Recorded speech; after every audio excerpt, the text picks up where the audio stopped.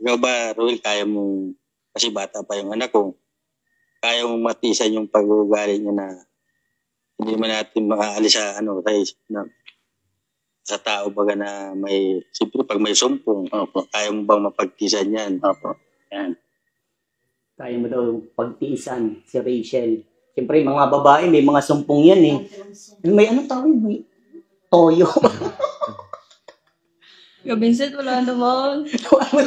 May dahilan kasi minsan. May dahilan. May dahilan. Kasi mamaya ka na mag-defend ka. Di para sa akin, di ba? Di ba? Titay, maging seryoso tayo, titay. Pero bakit tayo sasagot? Yan. Sige. Di, ang ano kasi dito, yung question dito is, kaya ko bang tiisin yung pag-uugali ni Langga sa ganitong edad, di ba? Kasi nga sa ganitong edad, yun nga in-explain ko kay titay noon, may mga stages of development ang bawat tao, di ba? May kailangan silang ma-experience ganitong bagay kasi nga according to their ages, di ba? Si Langga, 17 years old. So alam ko na talagang yung ano niya, yung pag-uugali niya is talagang sabihin natin na talagang paiba-iba, di ba? Minsan masaya ganyan, tapos bigla-bigla na lang ramdam ko man, naranasan ko man. So para sa akin, talagang iintindihin ko siya, kaya kong tiisin. Siyempre, no? Kung makakaya mong tiisin, siyempre kaya mo ding intindihin siya, no, sa kanyang sitwasyon. Pag kaya mong tiisin, kaya mong malin. Yun. Yes. Ba't unahan mo ako, bro? Kaya bro, ganyan no. Bali iniisip ko na din na magiging challenge ito sa akin. Kung paano siya suyuin, paano ibalik yung dating loob niya. Paano magiging masaya siya ulit sa akin. Kaya ayun, kayang-kaya ko. Kaya mo ba talaga? Kaya nga ginagawa ko ngayon, di ba? Okay. Ito na, pangalawa. Sige na. Isan. Pangalawa. Magagawa mo bang hindi mapabayaan yung anak kong yan? Second question. Hindi mo daw mapapabayaan yung magagawa mong hindi pabayaan. Si Rachel, siyempre, tatay yan. Ano yan? Maskulado. At saka, pag sa anak, ganun talaga. Anong masasabi mo? Siyempre bro, kayang-kaya ko. Kayang-kaya ko, hindi siya, siyempre, sabihin man natin na may iwan, di ba? Or pababayaan. Dito nga tayo nakasuporta sa kanya, di ba? Andito tayo sa likod niya or nasa harapan niya. Besides, kay Langga. Kaya, ayun, yun ang pangako ko kay Langga. Na talagang, siyempre, hanggang sa dulo, di ba? Ano yung mga pinapangako natin noon?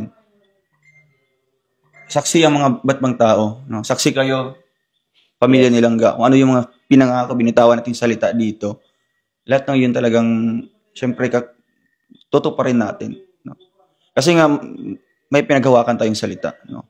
At yun ang, kalakasan din ni Langga, yung mga sinasabi natin, di ba? Yeah. Yan yung mga nakatatag sa isip niya. Kung anong mga gagawin ko, di ba? So, syempre, wag natin siyang biguin. Kaya, yun ang maipapangako ko. Talagang hanggang dulo. Paglalaban ko at hindi ko siya iiwan. Okay? Pangatlo na. May babulong sa likod gawin siya. Pangatlo na. Magpabayaan. Pangatlo tayo.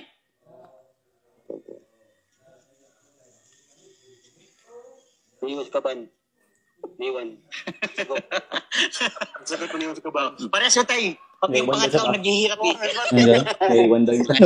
may papangako ba sa akin na hindi mo sasaktan yung anak kong yan?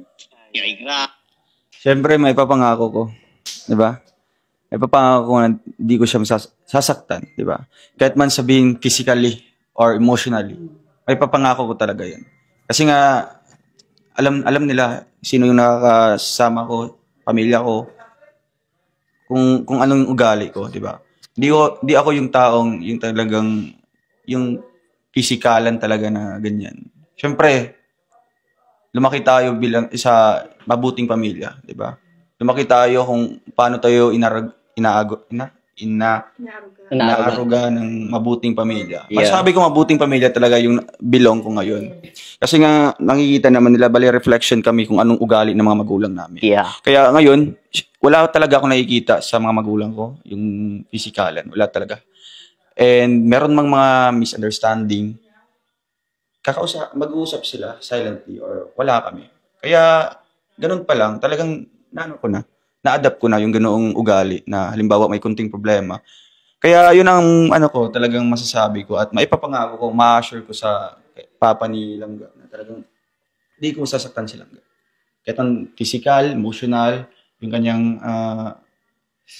di ba? Kasi nga iba't ibang aspeto yung yung halimbawa yung emotional natin, di ba? Halimbawa sa puso niya. Ay di, ganyan. Di, ganyan, di ba? Kasi Dapat lang. kaya nga, di ba? Kasi nga, di ba, sa physical, through, mga contact, di ba? Yeah. Body contact, Yeah. ganyan, mga pasa-pasa. And then sa emotional naman, yung through words. Mm. Talagang pinipilit ko, talagang hindi ako magpagbitaw ng mga negative na sa kanya. Oo, kasi yung emotional yung maapektuhan. Yun ang Yeah. pinakamahirap, mahilom. Hindi lang true words. Action din. Okay, hindi. Siyempre, na yan, bilang kayo doon. Diba? Okay. Kaya, Yun ang mapapangako mo. yun ang So, ayan. At salamat sa mga kasagutan ninyo. At maraming naghihintay nitong part 5 na to. So, ayan. May isa pa akong katanungan sa inyo. Saan ang date nyo? Ay, paso. Pero syempre, si paring Ruel, hindi ko natatanungin yan. Alam ko na may pa-surprise yan sa iyo. Hindi mo sure. So, ayan. By the way, maraming salamat sa inyong dalawa dahil pinaunlakan nyo ako ulit.